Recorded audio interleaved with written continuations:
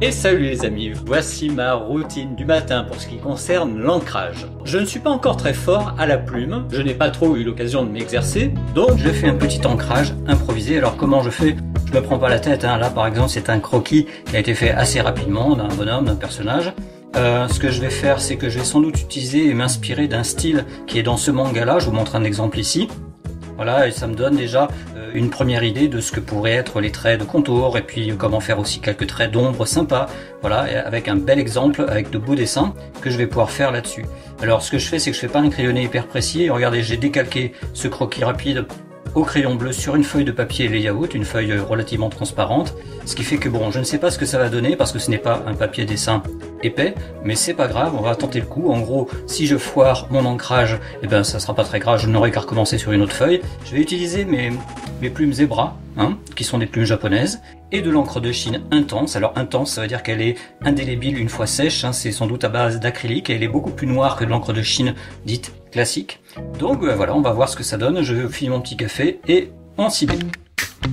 Voilà, je me suis un petit peu rapproché pour que vous voyez bien. Alors je prends évidemment mon pot d'encre, je vais enlever la pipette. Alors le bout est un petit peu gros, vous voyez, le bout est un peu gros, donc pour rajouter de l'encre directement avec la pipette sur ma plume, ça va être compliqué. Donc ce que je vais faire, c'est que je vais utiliser ce pot comme ça et je vais tremper directement dans le pot. Voilà.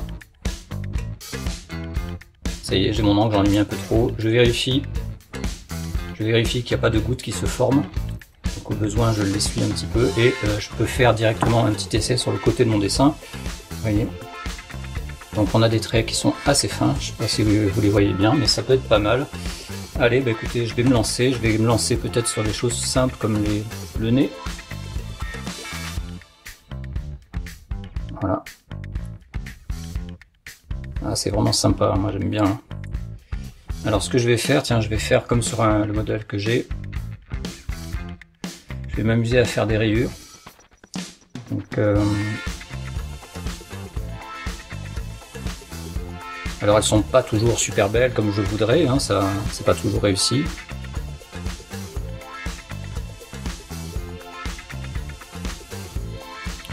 Et j'appuie vraiment très légèrement parce que je fais des valeurs.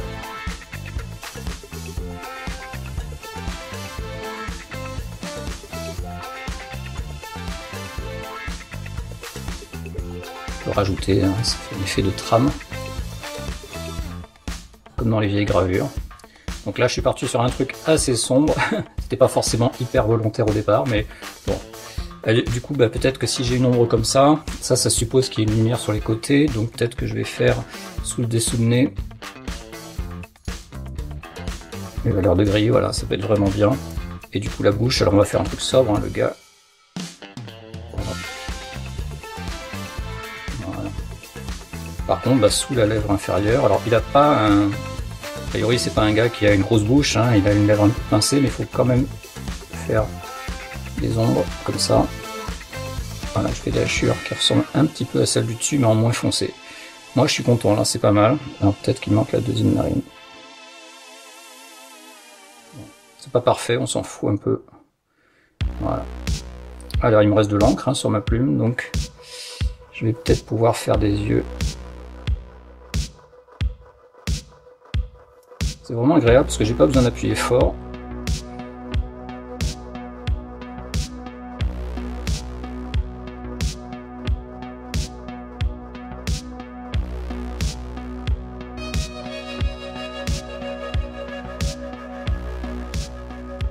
C'est vraiment super comme sensation, hein, ça.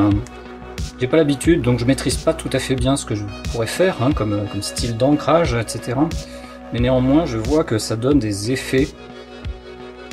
En plus, c'est très nerveux, je sais pas si vous voyez, je fais des petits coups secs. Et du coup, c'est quand même très... Ouais, je peux noircir, etc. Ça donne un truc qui est pas du tout ennuyant. Et pour des trucs d'action, par exemple, si ce personnage-là vit des trucs d'action, ça peut vraiment donner un chouette truc. C'est cohérent avec des scènes d'action, par exemple, ce genre de truc. Voilà, je tente un petit peu. Voilà. J'y vais pas à fond dans les gris parce que peut-être que je corrigerai tout à l'heure un petit peu mieux. Alors ce qui est délicat, c'est de faire le deuxième œil parce que là, quand je vous filme, je peux pas tout à fait pencher mon truc. Donc j'ai pas un geste parfaitement naturel, mais néanmoins je fais de mon mieux.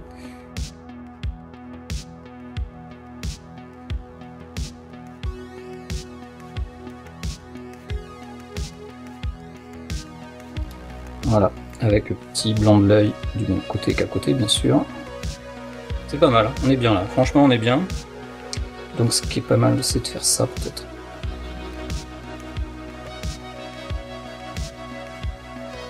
Je fais plein de petits accidents pas beaux, mais après ça se rattrape.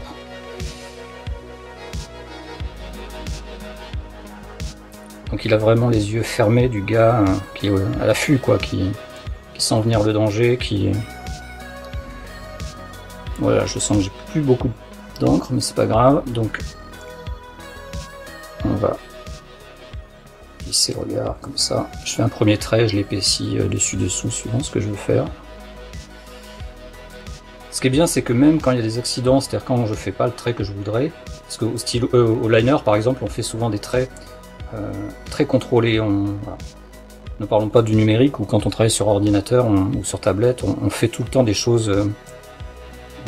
En fait, on peut corriger tout de suite dès qu'on n'est pas content du résultat, alors qu'ici on peut pas corriger quand on n'est pas content du résultat. Il faut assumer en quelque sorte. Et assumer, bah, ça veut dire que parfois on va laisser des choses qui sont pas parfaites. C'est pas grave, parce que moi, mon expérience, c'est que quand on laisse des choses qui sont pas parfaites, peut-être même qui nous semblent ratées au moment où on les fait, eh bien 5 minutes après, ou le lendemain, ou le surlendemain, on ne les voit plus, les défauts qu'on voyait. Donc en fait, beaucoup de choses sont pas graves, et donc le côté parfait n'est pas nécessaire tout le temps. Donc ça tombe bien, là on a des traits qui ne sont pas parfaits, mais qui sont quand même bien dynamiques. Et là je suis un peu au bout de mon encre, je vais devoir aller chercher mon pot. Mais je sais pas ce que vous en pensez, c'est déjà pas mal, hein, on ressent bien l'ambiance. De toute façon, quand on commence par les yeux, la bouche et le nez, et qu'on met une petite ambiance comme ça en ombre, tout de suite on est dans quelque chose de puissant, on est dans quelque chose d'énergique. Et bon, évidemment, si je dessinais une histoire tout en douceur, peut-être, un manga tout en douceur, ça serait pas forcément ce qui convient. Donc là, en fait, ce que j'ai fait, je pourrais dire que j'ai à peu près fait, on va quand même vérifier, j'ai fait à peu près un truc cool, à peu près un truc important. Je vais peut-être un petit peu mettre des hachures ici aussi. Voilà. Du coup, je vais pas forcément faire un seul trait joli, bien net, comme on trouve dans les mangas. Donc ce que je vais faire, c'est que je vais faire plutôt un truc griffonné comme ça. Ça, quand on fait ça, ce qu'il faut faire, c'est faire un premier trait, vous voyez, comme celui-là. Et après, si on le trouve trop fin, ben, on repasse par-dessus. Si on le trouve un peu trop éloigné, ben, on en fait par exemple ici un deuxième qui se rapproche, vous voyez.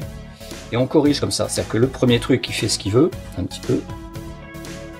On fait de notre mieux. Et après, on griffonne pour corriger, pour aller dans la direction qui est la mieux.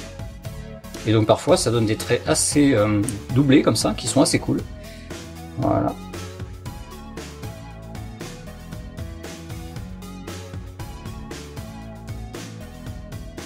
Je vais rajouter une autre ride ici. Voilà, parce que vous savez que sur le front, ça donne, quand on est concentré, il y a des rides un petit peu. Ça vaut. Il y aura les cheveux qui vont recouvrir, hein. Ce seront des beaux cheveux noirs, donc c'est pas très grave. Alors, on va se faire plaisir, on va faire une oreille ici, parce qu'on va dire que c'est un gars. Il a l'air beau, hein, donc pour me venger, moi généralement, je rajoute des trucs pas forcément. Voilà, on va lui faire des oreilles un petit peu décollées. Donc ce qui est délicat, c'est que j'ai commencé par là, donc si je vais dessiner par exemple cette oreille, je risque avec ma main d'abîmer ce qui est là, donc je vais attendre un petit peu. Et au pire des cas, ce qu'on peut faire, c'est mettre une petite feuille protégée. Et voilà. Donc là, bah, c'est moins important. Alors ça, c'est cool, parce que ce qui est important est fait, ce qui demande de l'énergie, de la concentration est fait. Donc là, maintenant, bah, on peut faire un peu ce qu'on veut. Faut que ça soit propre. Hein. Bon, c'est des oreilles, c'est pas censé être super intéressant. C'est pas intéressant en réalité, mais il faut le faire quand même un peu patiemment. Donc moi, je mets parfois une petite musique douce qui me plaît, voilà, et pour un petit peu penser à d'autres trucs. Mais je suis quand même concentré sur les traits que je fais. Voilà, je m'amuse, ça donne ce que ça donne. C'est pas une zone qui est super importante, le truc c'est qu'il faut pas la faire trop vite, c'est ça le secret en fait. Voilà, j'ai déjà plus d'encre.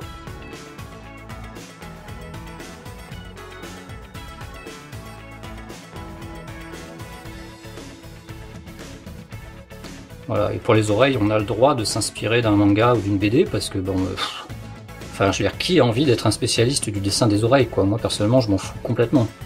Je fais ce qu'il faut pour que ça soit bien. Là, j'ai fait un trait un peu dégueulasse. Allez, est-ce que ça a déposé de l'encre sur mon papier? Ah oui, vous voyez, il y a une petite trace ici. Donc j'ai bien fait de mettre cette feuille de protection. Parce qu'il y a dû y avoir quelque part ici des trucs qui n'étaient pas complètement secs. C'est ce qui arrive quand on travaille à l'encre. Hein. Parfois, on dépose, comment dire, à l'encre quelque chose d'un petit peu épais qui met un peu de temps à sécher. Là, vous voyez, par exemple, j'ai repassé plusieurs fois, donc il y a de l'encre qui va mettre un peu plus de temps à sécher que si j'avais fait un seul trait. Allez, le plus délicat, c'est ça, mais on s'en fout, on est dans quelque chose d'un petit peu, ce que j'appelle un style un peu rugueux, vous voyez, avec des doubles lignes, avec des trucs un peu hésitants, pas parfait partout. Donc, quand vous faites un truc dégueulasse à un endroit, mais que tout le reste est super nickel, ça choque. Mais quand vous faites un style comme ça, un petit peu griffonné, un petit peu doublé, bah, finalement, même si vous faites une petite erreur sur une zone comme ça, c'est pas très grave. C'est probablement ce qui va arriver. Ou pas. Voilà. Je fais ça. Bon, c'est pas parfait, mais ça passe.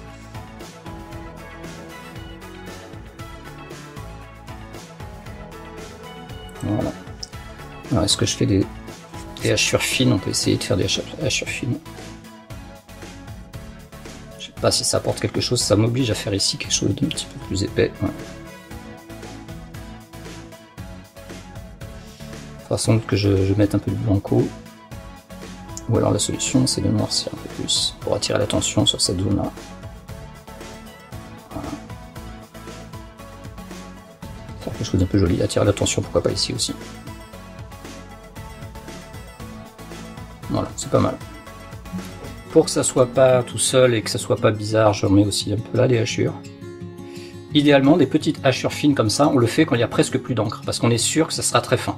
Là, vous voyez, elles sont éventuellement, moi je trouve un petit peu épaisses, c'est pas forcément ce que je voudrais faire le mieux, mais c'est pas grave. De toute façon, une fois qu'on a tout fait, on pourra facilement, avec du blanc, enlever voilà, ce qui gêne. Allez.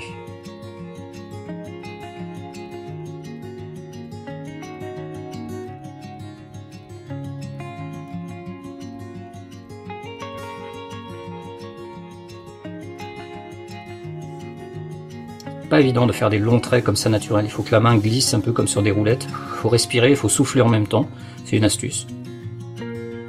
C'est pas parfait, hein. Le but, je vous dis, c'est un échauffement, mais c'est pas mal, donc là je vais attendre un petit peu que ça sèche pour pas abîmer. Je vais travailler peut-être sur ici sur les vêtements, donc le bord de la veste un peu épais parce qu'il est long. Tac. Là, la veste, la chemise, pardon, qui est là.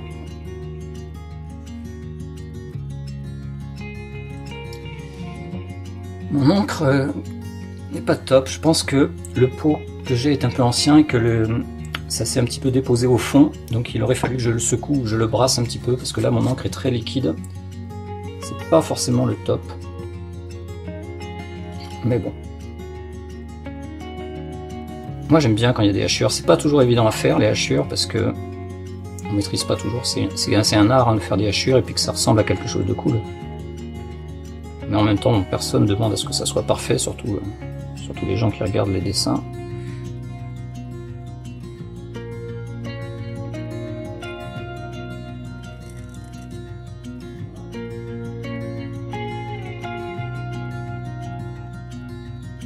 Allez bon, je vais attaquer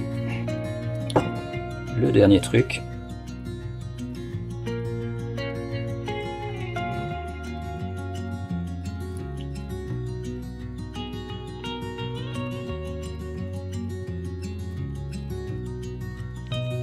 Là, je l'ai fait trop long.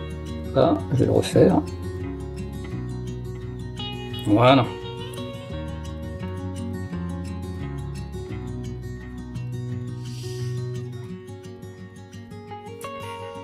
Donc là, le problème de l'encre de Chine intense, c'est qu'elle est donc indélébile hein, une fois qu'elle est sèche. Donc ça c'est cool. Mais surtout, une fois qu'elle est sèche, elle est un petit peu plus difficile à nettoyer, par exemple sur la plume. Donc là, je vais vous abandonner 2 minutes pour aller nettoyer avec un chiffon sous l'évier, ça, pour pouvoir être sûr que voilà, je puisse utiliser ma plume encore plusieurs fois sans qu'elle soit trop encrassée. Voilà, alors donc le porte-plume est un peu sale, mais c'est pas grave. Donc vous voyez, il reste un petit peu d'encre qui a séché sur la plume. Alors je peux vous donner une astuce, peut-être ça peut vous intéresser. C'est que pour nettoyer ça, pour gratter ça finalement, puisque c'est sec, vous pouvez tout à fait utiliser une autre plume. Pas avec la pointe, hein, il ne s'agit pas d'abîmer une autre plume, mais par exemple, si, je ne sais pas si vous voyez bien, je tiens ma plume, et grâce à ça, j'ai une forme qui est la même en fait. Et donc je peux gratter, je ne sais pas si vous voyez, quand on gratte, ça enlève. Donc ça fait partie du nettoyage des plumes. Évidemment après, avec le chiffon, voilà. C'est un peu mieux. Petite astuce gratuite. Allez, je vais ancrer au pinceau. Je pense que je vais utiliser mon feutre pinceau. Vous connaissez celui-là, le feutre pinceau Pentel à cartouche. Voilà, donc très pratique parce que, est-ce que la cartouche est pleine? Oui! C'est presque de l'encre de Chine. Ça a les mêmes qualités que l'encre de Chine, sauf qu'on n'est pas obligé de prendre un pinceau et un pot d'encre pour le faire. Vous voyez, directement, c'est ce que les auteurs de BD utilisent beaucoup pour dédicacer, comme un stylo plume d'écolier, sauf que c'est en pinceau. Ça coûte un petit peu cher, les cartouches sont un petit peu chères, mais ça donne un très joli résultat, très noir, très vite. Donc vous voyez, ça, je fais de mon mieux, évidemment, j'essaie de toucher les bords. Et puis quand je risque de faire trop de bêtises, je laisse quand même un petit espace blanc que je remplirai après avec la plume ou avec, pourquoi pas, un petit liner, un petit stylo liner. Avec l'habitude, on arrive à laisser pas trop d'espace blanc entre le trait de la plume et le trait du pinceau. Voilà. Je suis plutôt content de ce que j'ai fait. C'est un petit échauffement, enfin pour être franc, c'est un dessin que je vais sans doute mettre dans un livre que je prépare en ce moment. Voilà, où je montre justement comment ancrer à la plume. Donc il y a que cette petite ombre là qui est toute seule, qui est pas très jolie, donc il suffira de l'enlever avec soit du blanco, hein, donc ça c'est tout à fait possible. Je vais pas le faire là parce que je vais le scanner ce dessin, donc quand on scanne, on peut très facilement enlever des trucs qui sont pas jolis en numérique et que ça soit très propre. Tandis que quand on met du blanco et qu'on scanne, le blanco va laisser une trace. On verra une petite montagne, on verra un petit peu une trace grise qu'il faudra de toute façon nettoyer. Donc autant scanner l'erreur et puis la nettoyer sur le logiciel directement. Voilà, écoutez les amis, je vais vous laisser. Je pense que c'est pas mal cette petite démonstration. Je sais pas si ça vous a appris quelque chose. C'était un peu fourre-tout, mais c'est mon petit échauffement du matin en ce qui concerne l'ancrage. Voilà, donc j'aime bien. Et puis là, vous voyez, ce dessin, ça m'a donné confiance. Voilà. Donc ça veut dire que peut-être je ferai un peu plus de dessins à l'encre et à la plume dans les prochaines semaines. L'avenir nous le dira. Et vous, est-ce que vous avez déjà testé la plume? Est-ce que vous savez utiliser la plume? N'hésitez pas à m'envoyer vos dessins ancrés à la plume en message privé sur Facebook ou Instagram. Et puis écoutez, je les partagerai s'ils sont jolis. N'hésitez pas à me demander des conseils ou à m'en donner parce que comme je vous ai dit, je débute un petit peu à l'ancrage à la plume. Sur ce les amis, je vous laisse. Je vous remercie. Portez-vous bien. Ciao!